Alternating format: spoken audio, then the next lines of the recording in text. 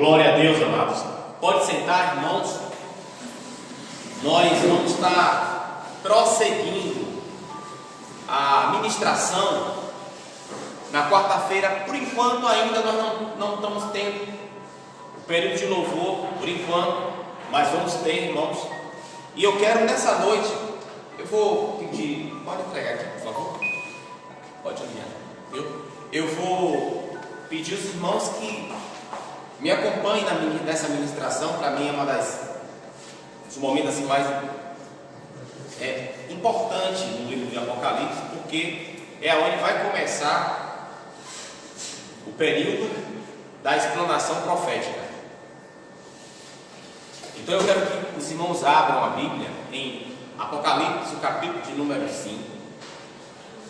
Eu não vou fazer aqui uma retrospectiva de tudo que eu já ministrei sobre o livro de Apocalipse, mas quero dizer aos irmãos que hoje nós estamos na quarta lição do livro de Apocalipse e que nós falamos, irmãos, um pouco na última ministração a respeito dos vencedores em Cristo. E hoje, o capítulo 1, o capítulo 2 e 3, que foi os últimos que nós abordamos, ele vai falar a respeito das 7 igrejas do livro de Apocalipse. Preste muita atenção nisso. E essas igrejas, elas existiram de fato. Elas existiram naquela época. E havia outras igrejas também. A igreja de Corinto, da Galácia, essas igrejas existiram. Mas, observe, ele só vai falar de 7 igrejas: Éfeso, Pérgamo, Tiatira, Sardes, Filadélfia, Laodiceia, né? Só dessas 7.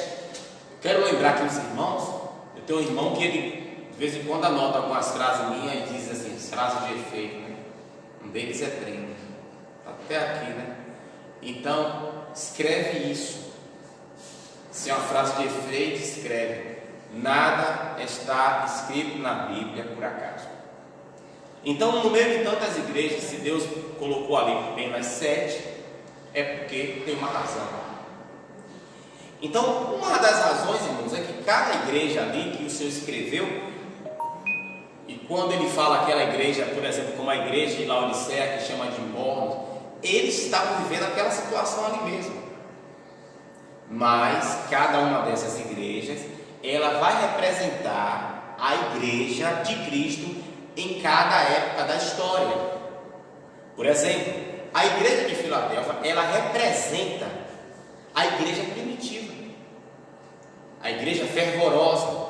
Mas também a igreja de Filadélfia e de Laodiceia são as duas igrejas que representam a igreja de Cristo no tempo de hoje. Você vai ver de um lado um povo frio e do outro lado um povo com o coração aquecido. Então cada uma dessas igrejas, elas representaram a igreja de Cristo em um período da história. Ficou claro? Ficou entendido? Então vamos prosseguir. Então hoje, como eu anunciei, nós vamos ver quando o livro de Apocalipse, o momento em que começa a trazer as revelações da profecia, dos acontecimentos. Começa no capítulo 5. E o capítulo 5, irmãos, ele vai falar do livro, o livro que é selado. E ele começa assim, ó, olha comigo. E vi na destra é lado direito. Então veja que o livro de Apocalipse, quem quer aprender, precisa estar ciente de algumas palavras simbólicas, e eu oriento até que anote, né, para a questão de ampliar o aprendizado. E vi na destra do que estava assentado sobre o trono um livro escrito por dentro e por fora, selado com 7 selos. Então o livro estava selado. Então havia 7 selos, né? Normalmente o selo era um barro ou um cordão que era amarrado em um rolo. Então ele estava selado E vi um anjo forte. Ele aí teve uma visão de um anjo forte, bradando com grande voz. Eu vou aqui fazer a representação do que João viu, irmão. Seria assim: quem é digno de abrir o livro e de desatar os seus selos? O anjo, ele bradava, e diz o verso 3: e ninguém no céu, nem na terra, nem debaixo da terra podia abrir o livro, nem olhar para ele. E eu chorava muito, porque ninguém fora achado digno de abrir o livro, nem de o ler, nem de olhar para ele. Então observe que o choro de João aqui é porque nem no céu ele encontrou, tinha ninguém que era digno. Mas você vai, pastor, mas tinha os anjos lá. Os anjos não tinham pecado. Mas você vai entender, né? A razão do choro e a razão de que ninguém foi digno, nem encontrado debaixo, nem em cima, nem na terra, de abrir o livro. Então o livro tinha uma importância de se abrir, mas não havia ninguém. Verso 5: e disse-me um dos anciãos. Anciãos, irmãos, aqui, quando a gente fala anjos, não é que todos os seres celestiais são anjos.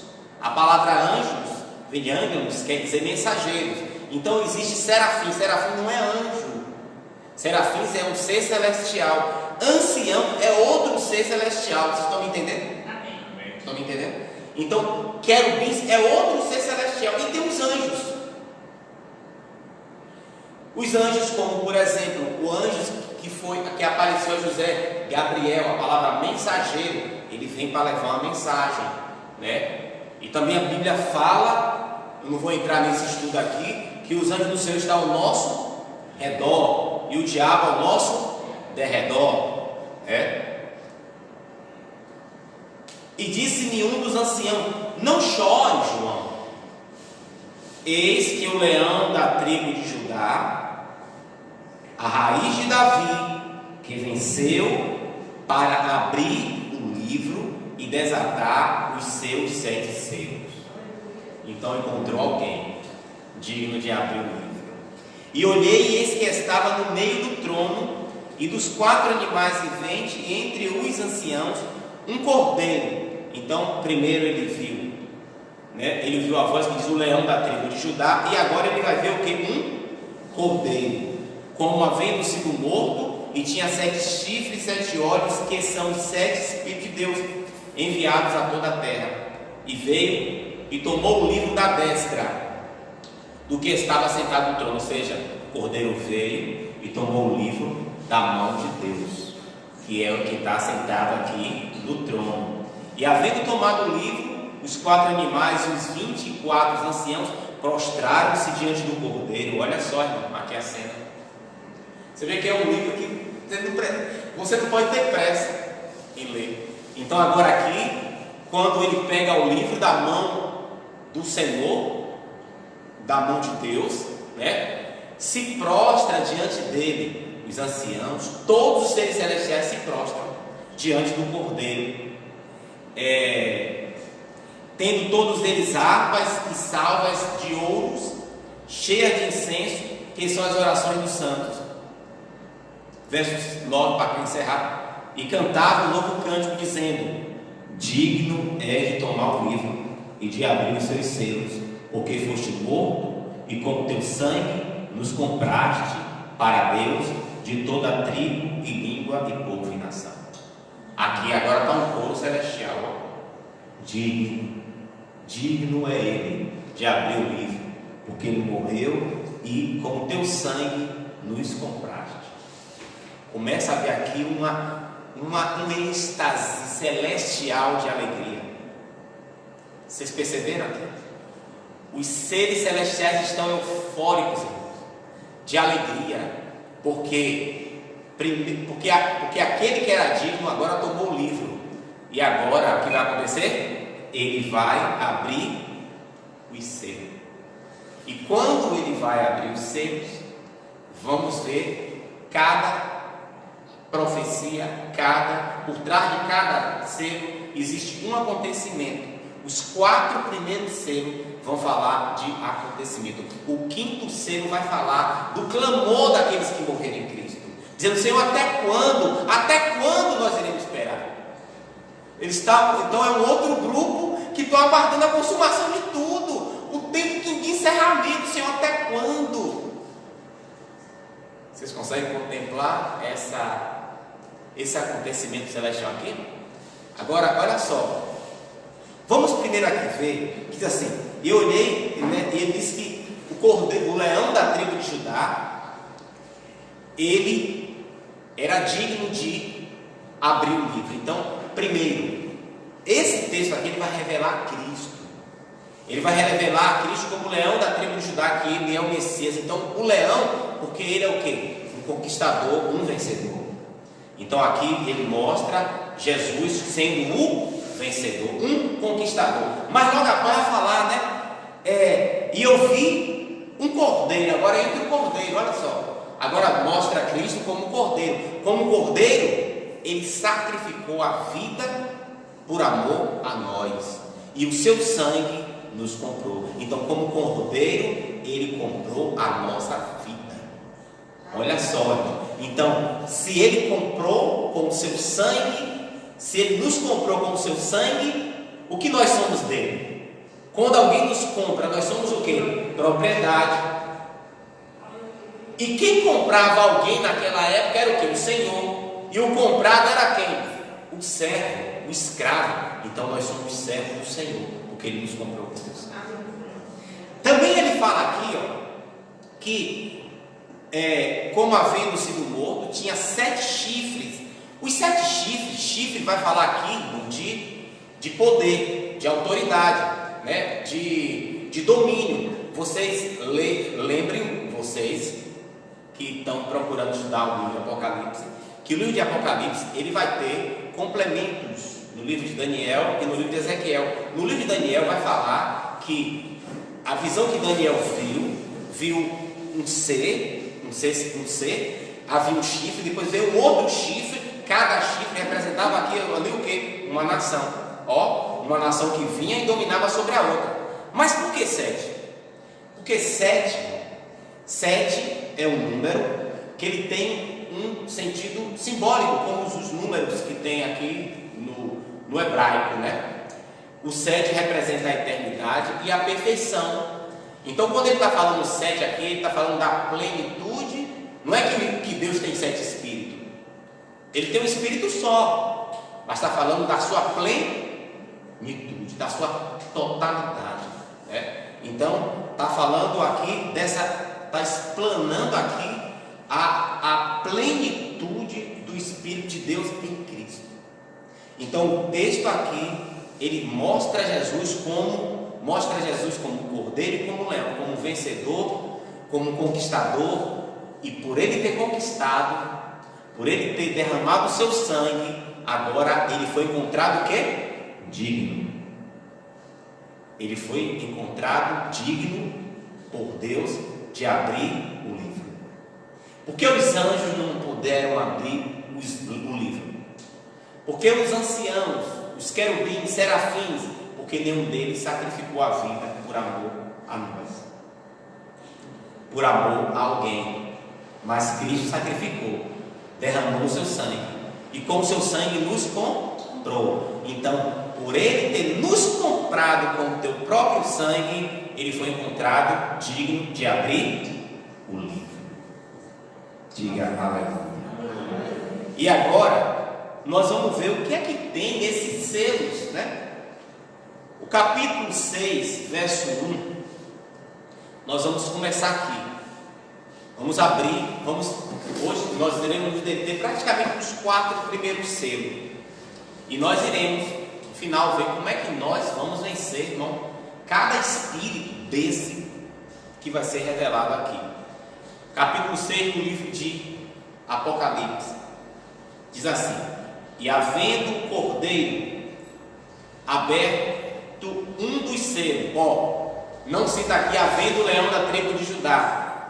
Ele mostra aqui Cristo como o cordeiro, porque o leão, como o leão, ele não derramou sangue, como o leão ele venceu, mas como cordeiro ele foi buscar o próprio sacrifício.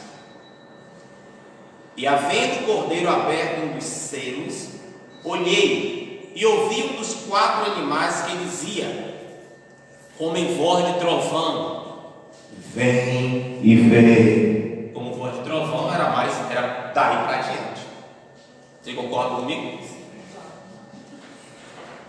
E olhei, e eis um cavalo branco. E o que estava sentado sobre ele tinha um arco. Então, aqui ele vai abrir haverá primeiramente 4 selos. Preste atenção. Em cada desses 4 primeiros selos tem um cavalo e um cavaleiro.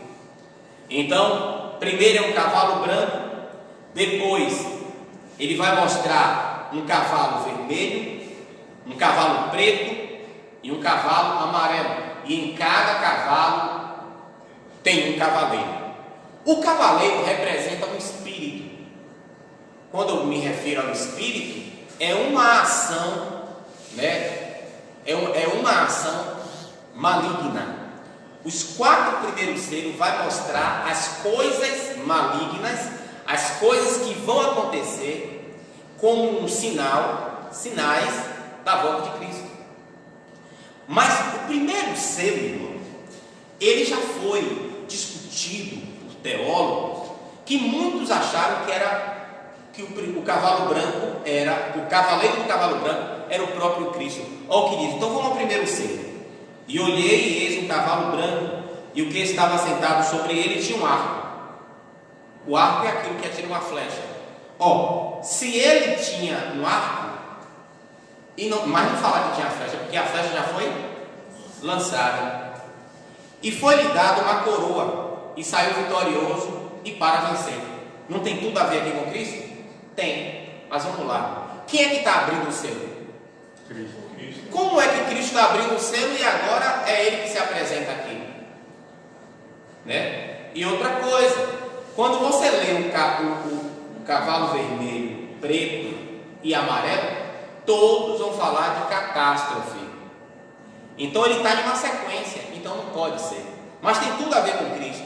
Então o que é isso aqui? Isso aqui vai falar, irmão, do espírito do primeiro selo, é o espírito de engano. A seta, muitos diziam que era o evangelho que foi enviado. Então o espírito de engano. O espírito de engano, onde chega o evangelho, ele vem junto. As coisas que Cristo está fazendo, o espírito de engano, ele se aparece de situações muito semelhantes. Olha o que está escrito em Corinto. Não é de se admirar que nos últimos tempos o diabo se transformará em anjo de luz e, se possível, enganará até os próprios escolhidos de Deus. Então, aonde o evangelho chega também o engano, né? Olha, quando o Senhor diz que não arranque o trigo por causa do joio, não arranque o joio por causa do trigo. Então, trigo e joio vão estar sempre juntos. Olha o engano, o trigo, o joio. Mas quando é que vai saber quem é quem no dia da colheita? Porque os grãos se parecem muito. Queimará-se o joio e colherá-se o trigo. Então, o primeiro espírito aqui é o espírito de engano. Muitos surgirão em nome do Senhor. E aqui, de forma especial, de forma até apocalíptica, o anticristo, ele vai vir como o próprio Cristo, promovendo o quê? Paz. Uma paz falsa, uma paz que ela tem um período, mas que ela é proposital para a manifestação dele como o enviado, o próprio enviado de Satanás. Então, o cavalo branco, o cavaleiro do cavalo branco, representa um espírito de engano, que durante toda a vida da igreja sempre existiu. O livro de Apocalipse, quando você estuda, você tem que provar. Então, eu vou estar mostrando para os irmãos, provando aos irmãos, que esse espírito daqui realmente é um espírito de engano. Deixa eu concluir só essa passagem aqui que eu vou provar na Bíblia, tá? Então, o livro de Apocalipse é um livro que precisa ser falado, ministrado, mas provado pela própria Bíblia de que isso é isso mesmo. Aí vem o verso 4: e saiu outro cavalo vermelho, e ao que estava sentado sobre ele foi dado que tirasse a paz da terra, e que se matasse uns aos outros. E foi-lhe dado uma grande espada. Então, o cavalo vermelho, ele vai, o versículo 4, capítulo 6, verso 4. Não estou entendendo. Tem alguém que quer falar e perguntar? É porque você não leu no 3, era para pular mesmo no versículo 3? Ah, certo, quando eu falei, perdão. E havendo aberto o segundo selo, ouvi, eu fui direto, eu ouvi o segundo animal dizendo: vem e vê. E aí abre o segundo selo. O segundo selo é um cavalo vermelho, e o cavaleiro sempre montado no cavalo. E ele vai dizer: e ao que estava sentado sobre ele foi dado que tirasse a paz. Então veja que o cavaleiro representa um espírito.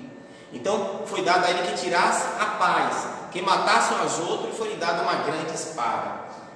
Então o cavaleiro vermelho, ele vai representar, as guerras, os períodos de guerras, assassinatos, as guerras. Quando a gente para ver a história, houve em todo o tempo, sempre houve guerra, mas no século XX, todas as guerras, todas as pessoas que morreram em todo o tempo das guerras, não se compara ao que morreu no século XX, com a Primeira Guerra Mundial em 1914, com a Segunda Guerra Mundial em 1939. Então, quando ele fala aqui, e lhe foi lhe dado uma espada, a maioria dos teólogos creem que essa espada representa grandes armamentos, como por exemplo a bomba atômica que explodiu em Hiroshima e Nagasaki. E também aqui, irmão, representa, sabe? Representa aqui a falta de paz, as guerras ideológicas que levam também muitos a mortes. Por exemplo, eu sei, se tiver alguém aqui que é comunista e estiver me vendo, é capaz até de que não pode haver um processo, porque eu estou em um país capitalista, Mas, por exemplo, a ideologia comunista, para quem não sabe, baseado em cima dos postulados de Karl Marx e Friedrich Engels, em que eles pregam que o Estado é o nosso pai, que prega a desconstrução da família tradicional. Esse sistema comunista, que é diabólico, foi responsável só na China, na época do imperador ou de um tirano chamado Mao Tse-tung. Só lá matou mais de 70 milhões de pessoas de fome, pessoas que fugiam desse sistema comunista, desse sistema ideológico. Matou mais do que a Segunda Guerra Mundial, que a Segunda Guerra Mundial teria matado em torno de 50 milhões de pessoas, só de judeus 6 milhões. Então veja, as escrituras aqui, ela está revelando as coisas que aconteceram, que estão acontecendo, E hoje, você sabia que poderia haver até a Terceira Guerra Mundial? Se houver a Terceira Guerra Mundial, nessa iminência de uma nova Guerra Fria aí, Estados Unidos, China e os seus aliados, sabe como seria a Quarta Guerra Mundial? Pau e pedra. Porque uma bombinha dessa, porque as bombas que explodiram em Hiroshima e Nagasaki hoje, em relação às que existem, é como se fosse um traque de São João, uma bombinha de São João. Porque hoje tem bomba 100 vezes mais potente do que esse. Então bastaria 3 bombas em cada continente para acabar com a Terra. Aí os que iriam sobreviver, tivesse uma guerra novamente com os sobreviventes, o que é que ia ter para brigar? Pau e pedra. Então sobreviveu Larissa e Suzamar, vão brigar e querem brigar, estão brigando. O que é que vai sobrar para elas brigar? Não vai ter metralhadora, mais nada para construir indústria, nada. Pau e pedra, uma joga pau na outra, pedra na outra. É a Quarta Guerra Mundial. Alô? Vocês estão me acompanhando? Aí vem o verso 5: e havendo aberto o terceiro selo, ouvi dizer o terceiro animal: vem ver. E olhei, e eis um cavalo preto, e o que sobre ele estava sentado tinha uma balança em sua mão. E eu vi uma voz no meio dos 4 animais que dizia: uma medida de trigo por um dinheiro, e 3 medidas de cevada por um dinheiro, e não danifiqueis o azeite e o vinho. Preste atenção nisso aqui: e não danifiqueis o azeite e o vinho. Então, este cavalo preto, o que significa, o que simboliza? Quem já passou aqui fome, muita fome? Alguém já passou aqui? A pele, quando a pessoa vai ficando com fome, muita fome, a pele fica branca ou preta? Ela escurece ou fica branca? Ela escurece.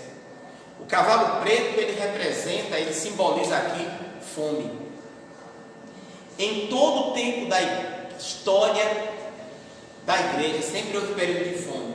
Mas hoje, no tempo de hoje, para nós aqui, a gente não está vendo muita coisa. Mas se você der uma passada pela África, tem gente morrendo literalmente de fome. No nosso meio, na nossa realidade hoje aqui, tem gente que fica desnutrido por não ter o que comer.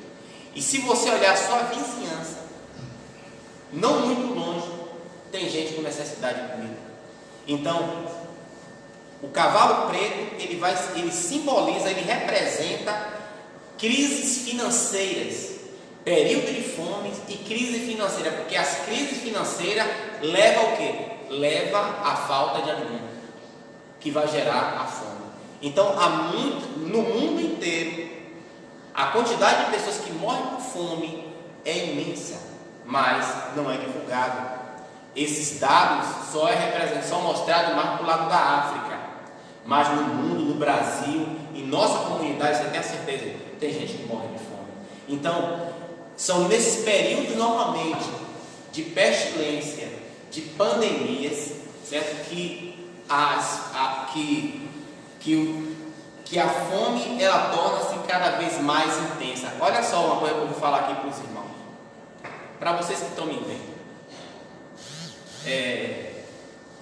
Você, quando vai falar sobre Apocalipse, inevitável, as catástrofes, elas acompanham, porque são as profecias. Mas eu queria que vocês agora raciocinassem um pouco comigo. Quem esperava que essa pandemia demorasse tanto tempo? Hoje, sai cedo. Eu vou confessar aqui para os irmãos. Eu acredito que quando uma pessoa, ela não demonstra nenhuma fraqueza, tem alguma coisa que ela está querendo esconder. Porque somos humanos. Hoje eu saí com o coração amargurado, triste. Eu saí para comprar borracha para botar o tanque aqui, porque esse tanque precisa de borracha. Mas não triste pela borracha que era cara, um metro quadrado era R$90. Aí eu não comprei. Cheguei aqui, fui orientado por Valmir a comprar ali em Campinas. Comprei uma quantidade 10 vezes mais pelo mesmo valor do que eu iria comprar.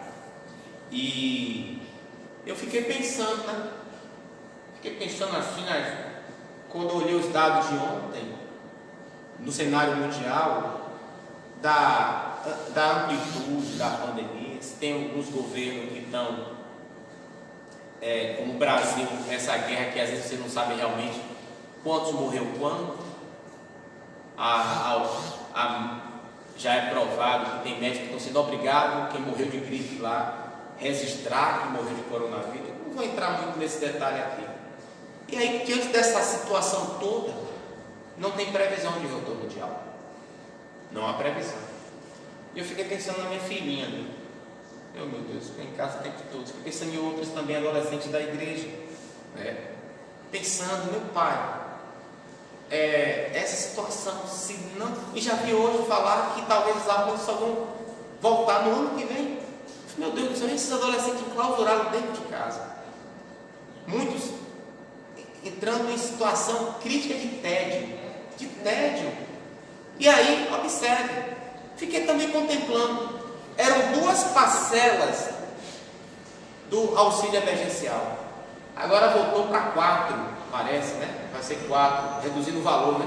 Parece pela metade. Foi ampliado. Parece que foi ampliado pela metade. Mas observe, já está na terceira. Vai vir a 4ª no mês que vem. Se é assim mesmo que está acontecendo. Se não voltar ao normal, a situação de fome vai ser extremamente agravada. Gente, vai ter gente por dentro. Vocês, olhem o que eu estou falando. A igreja, ela vai se levantar para orar por isso. Eu sei que são fins, o tempo se aproxima. Porém, essa situação, ela não foi invertida. Daqui a pouco, nós teremos pessoas invadindo as casas uns dos outros para roubar comida. Vocês conseguem perceber a gravidade? O cavaleiro preto está aqui. Está aqui mostrando a cara de uma forma mais nas proximidades, de uma intensidade maior. Aí vem agora a abertura. Aliás, estou agora no quarto selo, né? No quarto selo. E havendo, verso 7, e havendo aberto o quarto selo, ouvi a voz do quarto animal que dizia: vem e vê. E olhei, e eis um cavalo amarelo. Preste atenção aqui, um cavalo amarelo. A doença na pele, ela normalmente caracteriza por que cor? O amarelado, a palidez. Ela tende a pele ficar pálida. E o que estava sentado sobre ele tinha por nome morte. E o inferno seguia. Olha, esse aqui demonstra ser o mais, não vou dizer o pior, mas o mais degradante de todos, porque a caminhada dele acompanha um cortejo. Olha o cortejo que acompanha ele, o inferno. O inferno acompanha esse cavaleiro montado no cavalo amarelo.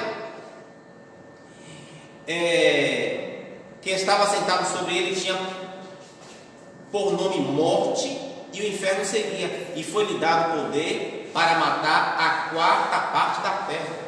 Gente, a 4ª parte da terra é 25%. Então, nesse período todo da história, 25% da terra, se não morreu, vai morrer vítima, né, do espírito do cavaleiro, do cavalo amarelo. Com espada e com fome e com mortandade e com as feras da terra. O cavalo amarelo, ele vai representar as enfermidades, as doenças, as pestes, como peste que é enfermidade, doenças. E quando diz aqui, e com a espada, e com fome, e com mortandade, e com as feras da terra. As feras da terra aqui, no grego, fala animais pequenos. Esse animais pequeno, irmão, que vai matar tanto assim, que será? Uma barata, uma aranha? Nós nunca tivemos epidemia de baratas que matassem.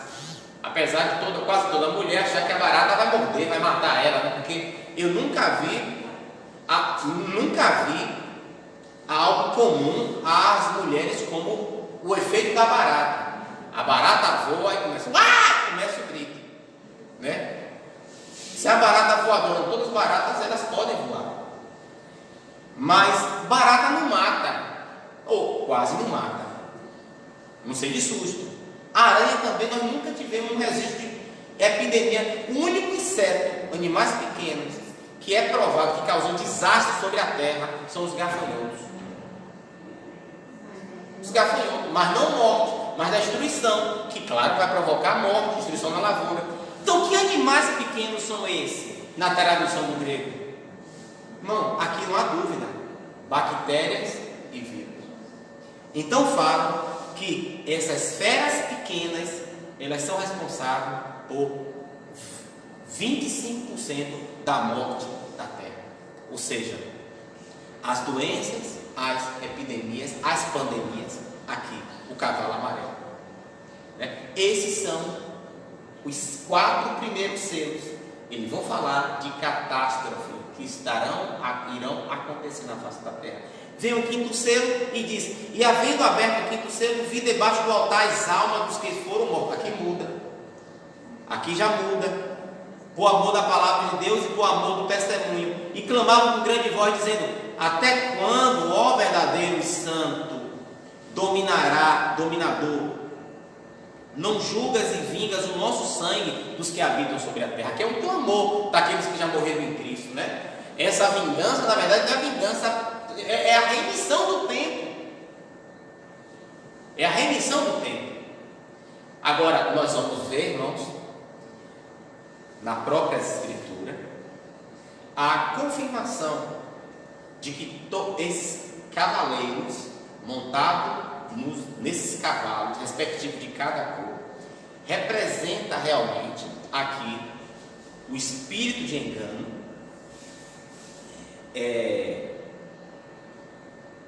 a guerra, as guerras, a fome e as doenças, né? As pestilências.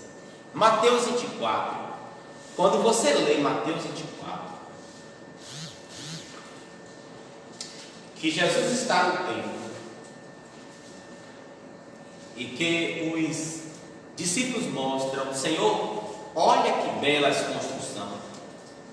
Jesus fala: não haverá o que? Em verdade vos digo que não haverá o que? Pedra sobre pedra, que não seja o que?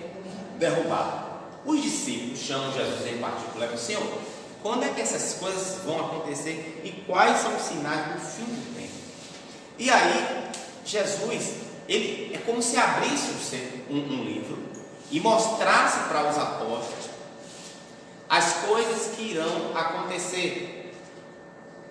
E ele começa dizendo assim, o verso de número 4: e Jesus respondendo disse-lhes: acautelai-vos que ninguém vos engane. Olha a sequência dos cavalos aqui, o espírito de engano. Então, primeira coisa que ele diz: acautelai-vos para que ninguém vos engane.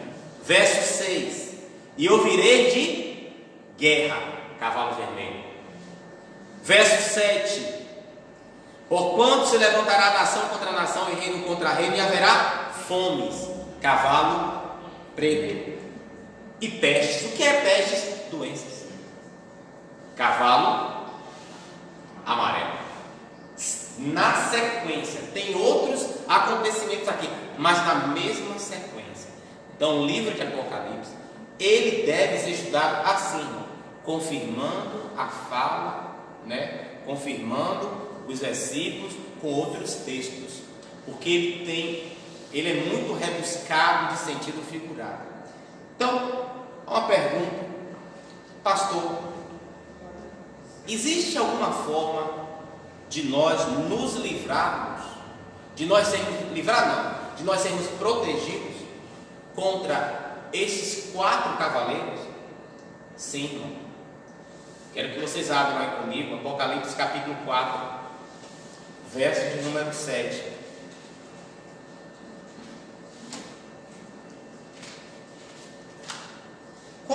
E quando ele diz assim: e não danifiqueis o azeite e nem o vinho. Então fala da destruição, mas diz: e não danifiqueis. Fala ao cavaleiro: olha, você... Porque, irmãos, o diabo, como diz Martinho Lutero,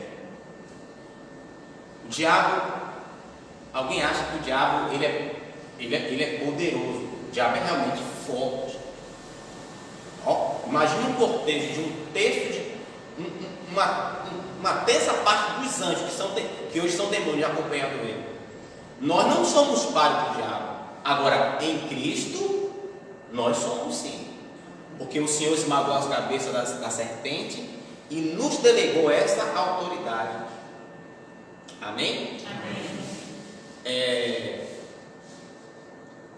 Então, o Senhor nos delegou essa autoridade sobre ele. Mas, observe, irmão, mas diante de Deus, o diabo não passa de um pó pairando pela atmosfera. Já vi casos, né, de gente ilustrando Deus brigando com o diabo. Isso é uma heresia. É que Deus vai brigar com o diabo. Agora você pode me perguntar aqui, Breno, por que então Deus não destruiu logo o diabo? Para mostrar ao homem o seu poder e a sua força. Enviando Cristo e Cristo nos delegando essa autoridade. Tudo que o diabo queria ser era a imagem de Deus. Deus não deu a ele, deu ao homem. Nós somos a imagem de Deus. E recebemos a autoridade em Cristo Jesus. Lucas 10:19. Eis que vos deu o quê? Poder e autoridade. Então, o Senhor que nos deu poder e autoridade. Para quê? Pisar serpentes e escorpiões. São símbolos de demônios, representação figurada de demônio. Ó, pisar serpentes e escorpiões e sobre todo o poder do diabo. E nada nos fará dano algum. Você sabia que tem crente que tem medo de macumba, de trabalho? Irmão, não me esqueço um dia. Eu estava correndo na praia, no calçadão, e na hora me deu um aperto, uma vontade de urinar. Eu parei no coqueiro para urinar. E quando eu parei para urinar, o que é que tinha? Um prato, um bozó lá, um trabalho preparado. O que é que o senhor fez, pastor? Urinei dentro do prato. E aí, aconteceu o quê? Normal até hoje. Tudo em paz. Nada, mal nenhum chegou à minha vida. Por quê o senhor fez isso? Porque eu reconheço a autoridade que é sobre mim. Amém. Amém? Amém. Que alguns pensaram logo, então o pastor ficou impotente. Não, normal. Agora não vou entrar nesses detalhes não, tá? Apocalipse capítulo 4, verso 7.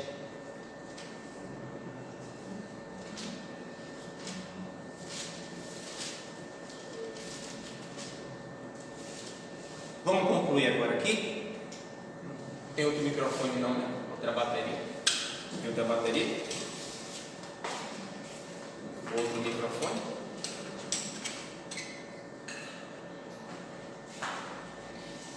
Diz assim o texto. E o primeiro animal era semelhante a um leão, e o segundo animal semelhante a um bezerro ou novilho.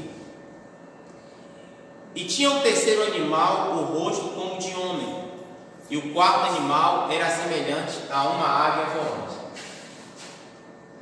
Olha, eu irei sintetizar aqui o texto dos irmãos. Isso é uma visão que João tem dos animais, de os seres celestiais. E 4 seres celestiais aqui, ele vai ver um com a figura de um leão, o outro com a figura, um com a face de um leão, um com a face de um novilho, um com a face de um homem e um com a face de uma águia. É a visão que Daniel tem também.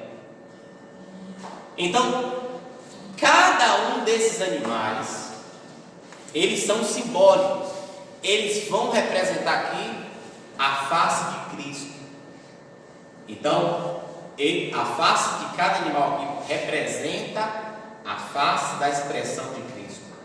Olha só. Então, observe, irmão, que o livro de Apocalipse, o que é que o livro de Apocalipse, vou dizer assim na minha linguagem, ele propõe para o leitor apresentar Cristo como um vencedor, como aquele que triunfou sobre tudo e sobre todos.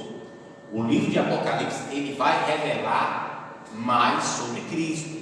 Vai falar das profecias, das catástrofes atuais, vai falar, mas ele continua com o objetivo de revelar Cristo, de revelar a noiva.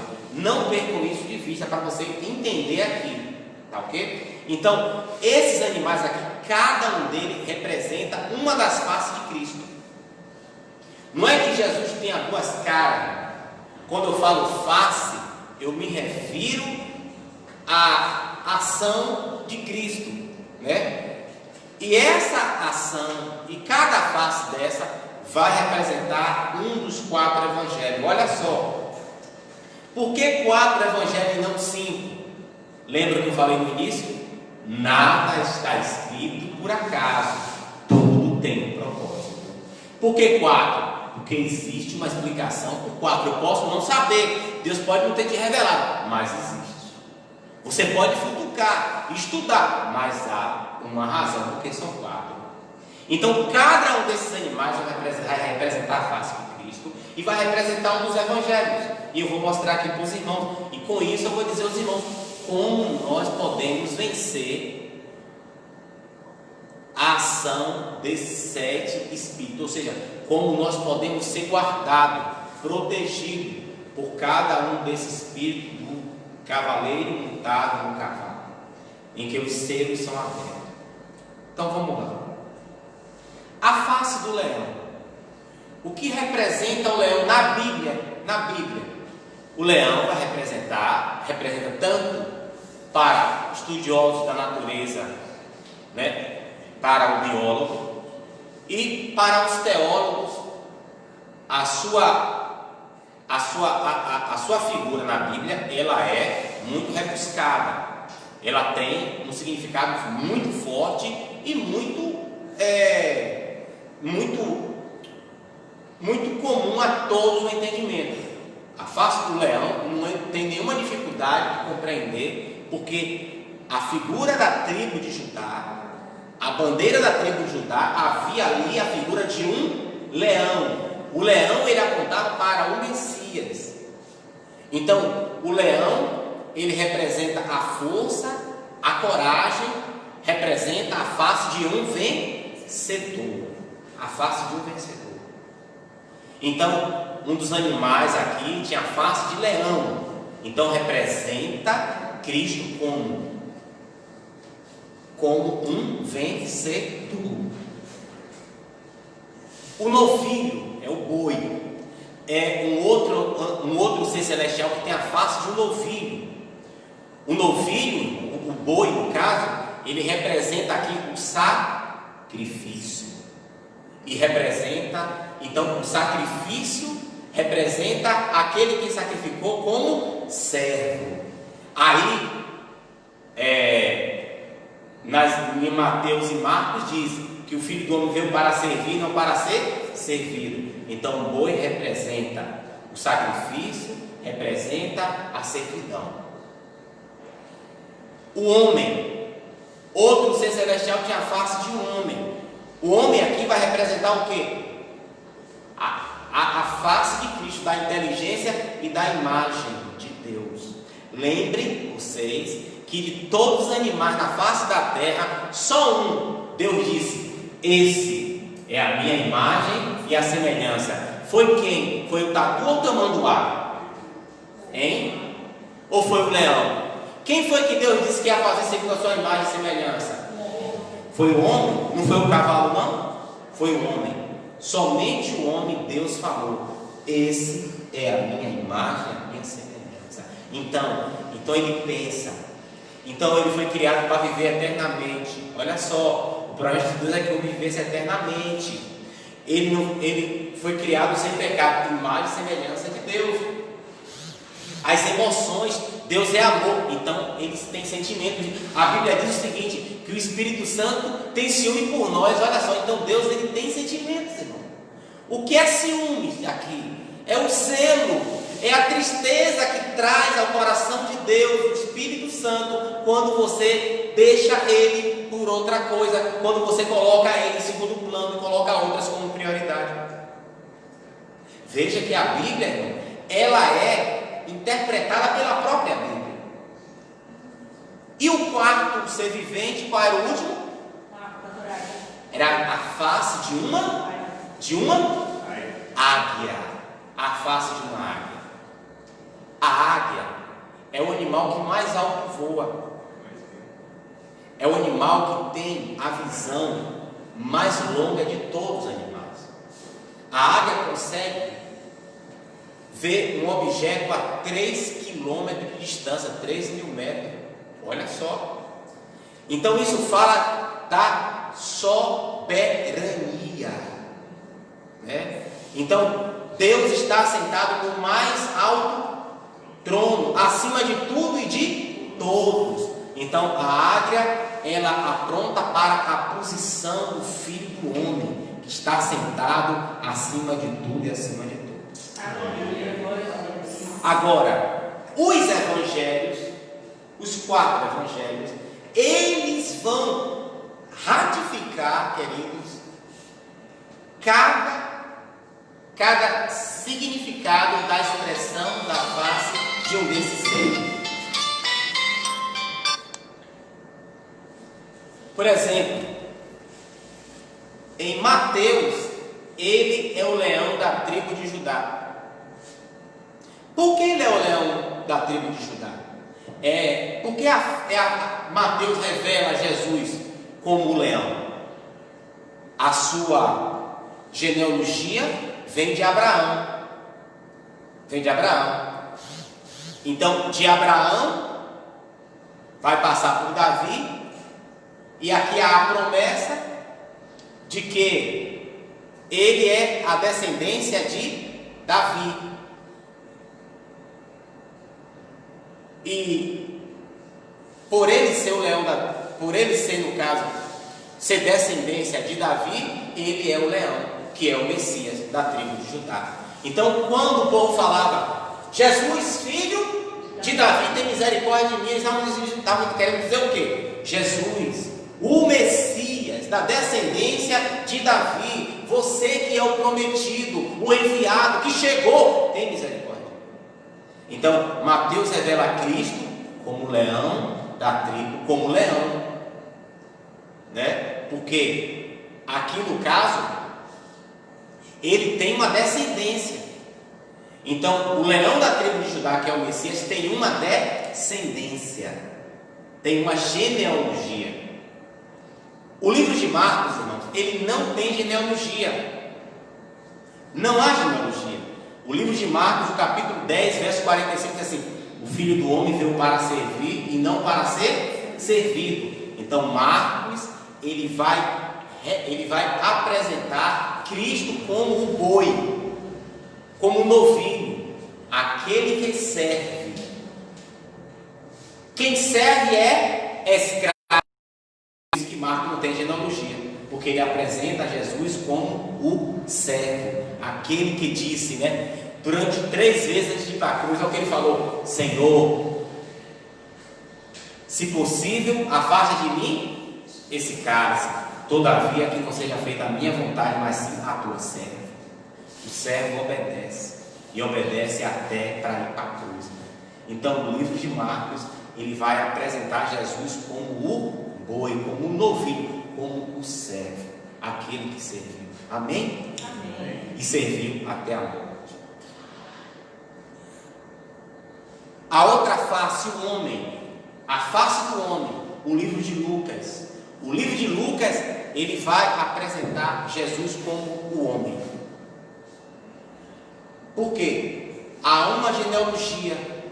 A genealogia de Lucas, ela parte de Adão. Em Adão, Deus disse que ele foi criado à imagem e à semelhança de Deus. Então, observe,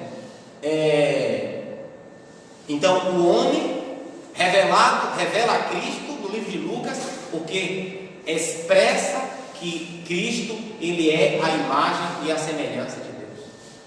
Amém? Do Pai. Por último, a águia. A águia, o livro de João, o Evangelho de João, vai apresentar Cristo como a águia. Porque a águia, ela é o simbolismo do próprio Deus. Por quê? João não tem genealogia.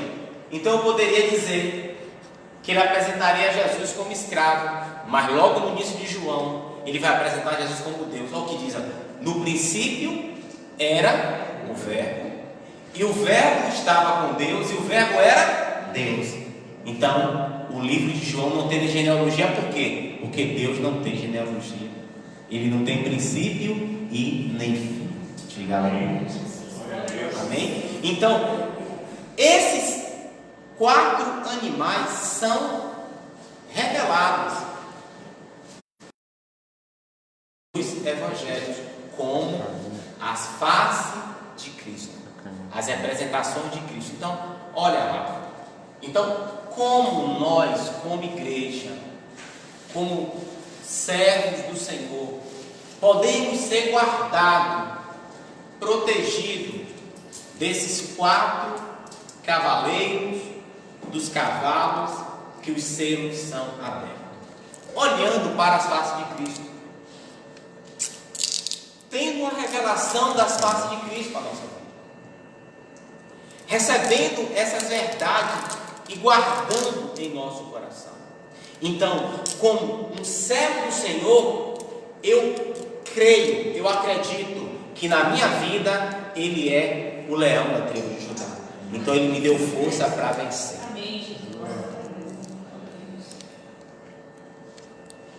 Como novilho, Ele me chamou para servir. Então eu estou aqui para servir a Ele, ainda que seja para morrer. Como homem, eu sou a imagem dele. Então eu sou embaixador dele, representante dele aqui nessa terra, porque eu sou a imagem e a semelhança dele. E como águia, assim como ele está sentado no mais alto trono, um dia eu estarei do lado, estarei ali também. Então, um dia eu estarei no mais alto lugar, acima de tudo e acima de todos. Porque tudo que Cristo conquistou na cruz é direito meu, é direito nosso, é nossa herança. Então, todas estas coisas eu sou em Cristo, e por Cristo, e para Cristo. É direito meu.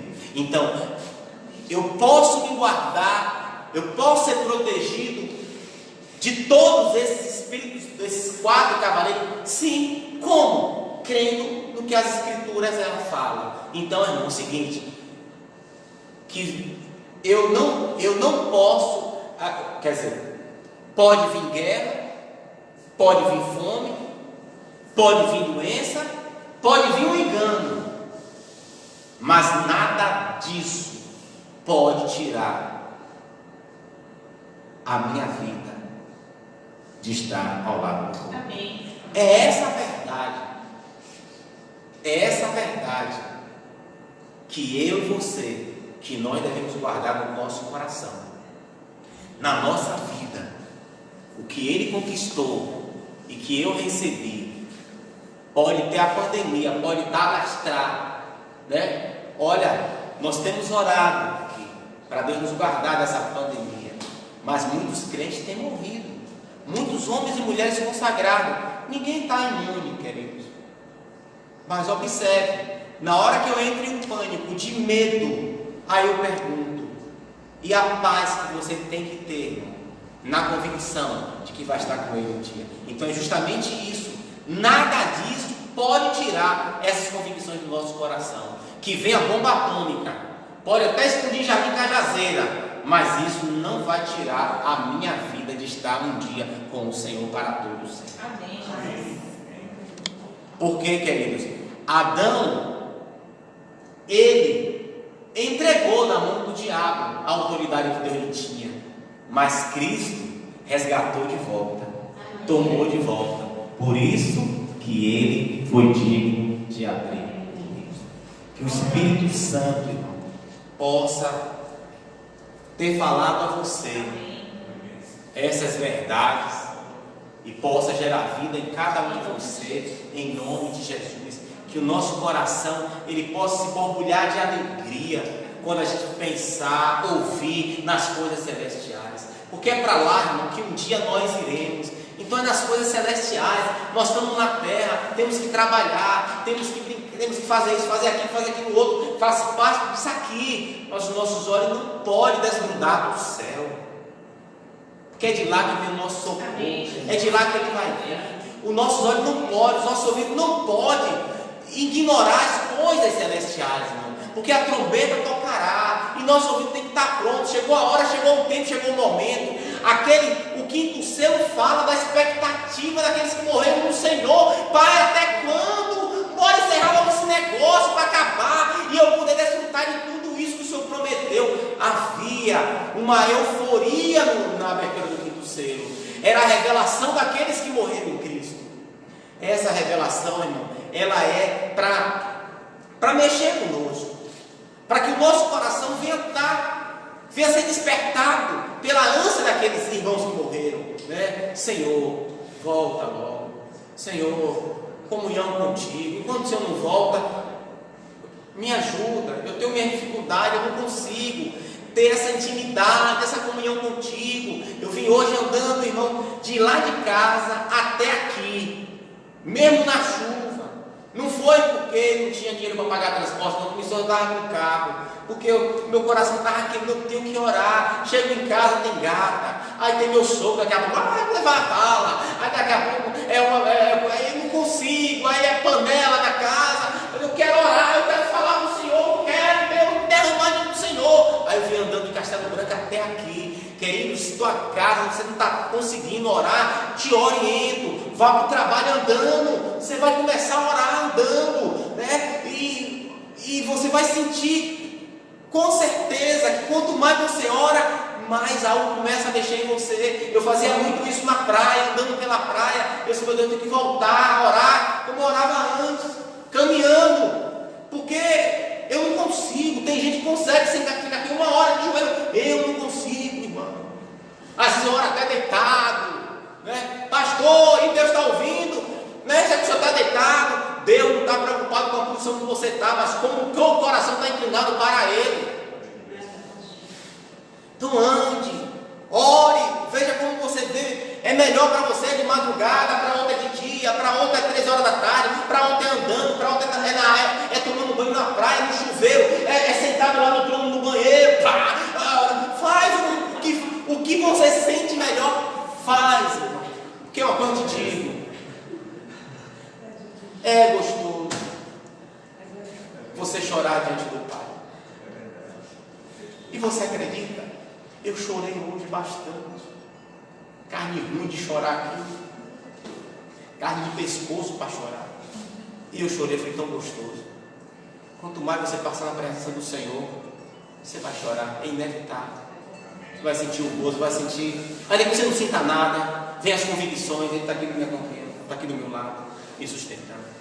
Então que o Espírito Santo guarde cada um de vocês com essas verdades em nome de Jesus. Amém? Amém. Glória a Deus, aleluia. Vou pedir para os irmãos fiquem de pé. Agora eu quero ler, irmãos, essa passagem aqui. Nós vamos estar dedicando ao Senhor os nossos dízimos e ofertas. Eu quero muito, eu não estou, antes eu confesso, irmãos, não vou revelar isso aqui agora não. Pode trazer algum escândalo para quem está do outro lado da tela. Eu quero que os irmãos abram comigo as Escrituras e 1 Crônicas, o capítulo 29, de 1 a 5. Olha só, esse texto ele mexeu comigo. Eu não vou ler na outra versão, ia ler nas duas, por questão do tempo. Mas esse texto, o Espírito Santo falou comigo. Eu não sei como falou com você, mas vai falar. Eu creio que vai falar. Disse mais o rei Davi a toda a congregação: Salomão, meu filho, o único a quem Deus escolheu, é ainda moço e tenro, que é jovem. E esta obra é grande, porque não é o palácio para o homem, mas para o Senhor Deus.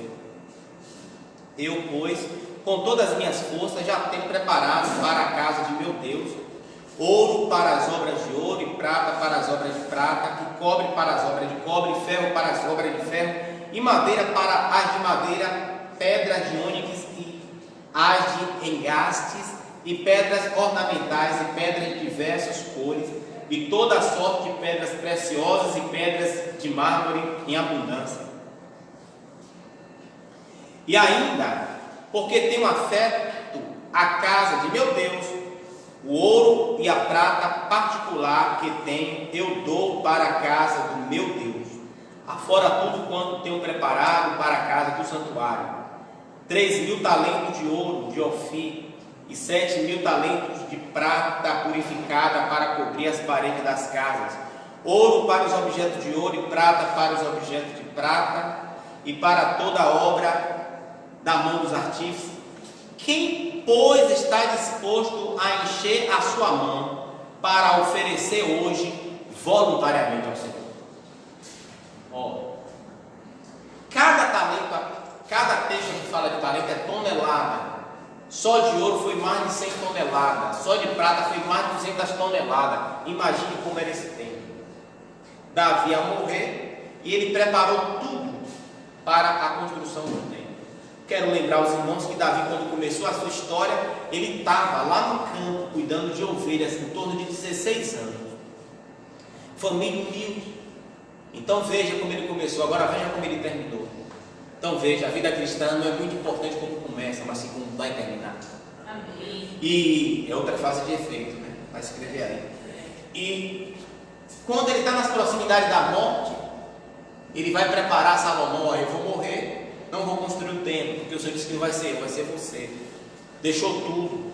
E aí falou para os seus capitães as ofertas que ele deixou do tesouro dele.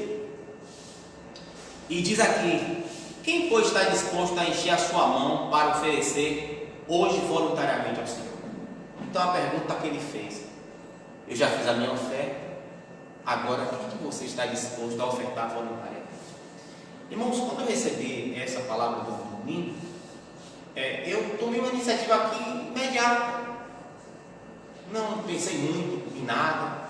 Eu vou levantar aqui cimento para a construção da quadra. E alguns irmãos já têm para mais de 10 sacos.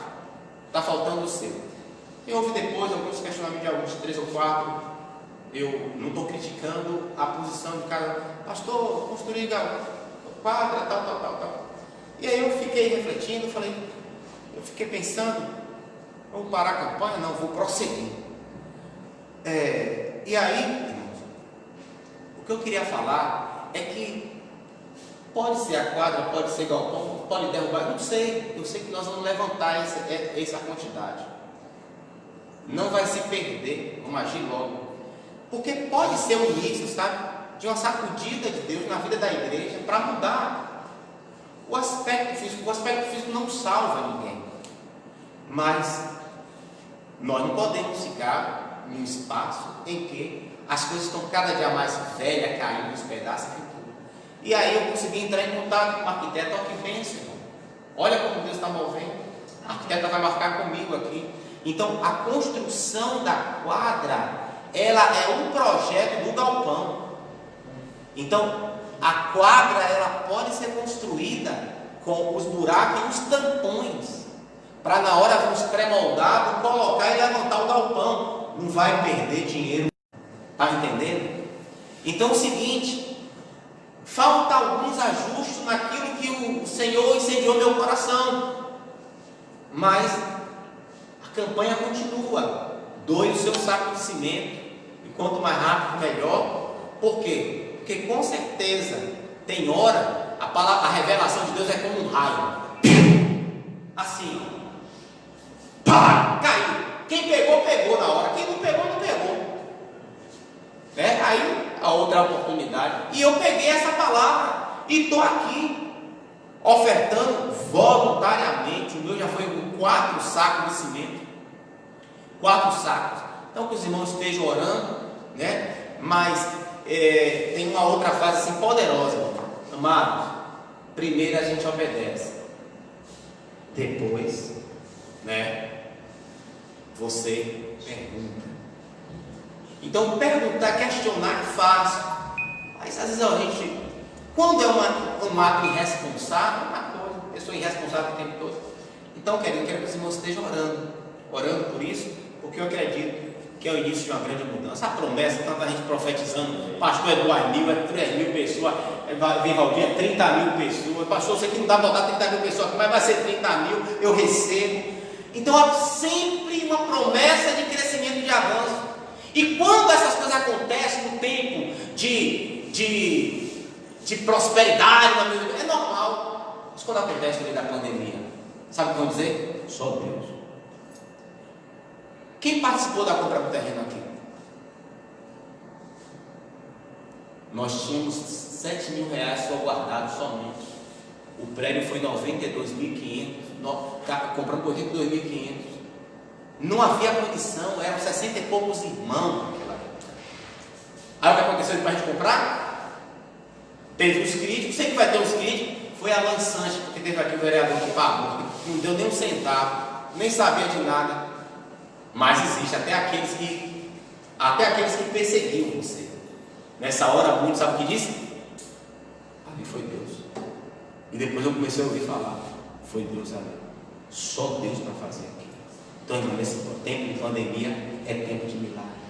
Para que aqueles que criam, que acreditavam, que não acreditavam, poder abrir a boca e dizer: foi Deus. Isso é a forma como nós glorificamos a Deus. O testemunho. As coisas que aconteceram. Jean, como é que aconteceu isso? O pastor Jean, né? Josemar, como é que aconteceu isso? Foi Deus. Eu nem sei como. Se você perguntar como comprou o terreno, nem lembro. Eu só sei que eu não roubei. E não mandei ninguém matar ninguém para roubar dinheiro. Então, foi Deus. Então, é um tempo da gente dizer: foi Deus. Amém? Então, vamos estar louvando o Senhor, né? Com as nossas ofertas e dízimo. Agora aqui. Pega a minha carteira ali. Então, quem trouxe pode vir, irmão, aqui. Nós vamos estar orando, encerrando.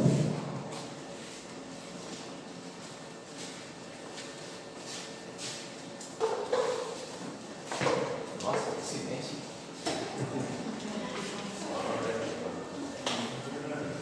Próximo tem uma músicazinha ali. Oi? A oferta do cimento. Deixa aqui, mais oferta de cimento aqui em nome de Jesus. Pai, em nome de Jesus, Senhor, eu quero agradecer ao Senhor pela oportunidade que mais uma vez o Senhor me deu de semear a Tua palavra. A Tua palavra é a verdade. Ela esquadrinha e transforma corações. Eu oro pela unidade dessa igreja. Eu oro, meu Deus, para que todos aqueles, Pai, que têm trabalhado para quebrar a unidade da igreja, que o Teu Espírito possa operar, agir. Como o Senhor pode fazer, Pai. Não é uma coisa minha, mas o Senhor. Mas eu oro pela unidade da igreja. E eu quero agradecer ao Senhor aqui por cada irmão que tem, Deus, acreditado nesse ministério, contribuído e colaborado, e que nessa hora, Deus, aquilo que aqui foi trazido a este altar, que o Senhor possa, em nome de Jesus, multiplicar nesse tempo de pandemia o celeiro dos Teus filhos, em nome de Jesus. Deus abençoe a todos, em nome de Jesus. Amém? Vamos dar salva de palmas bem forte, Senhor.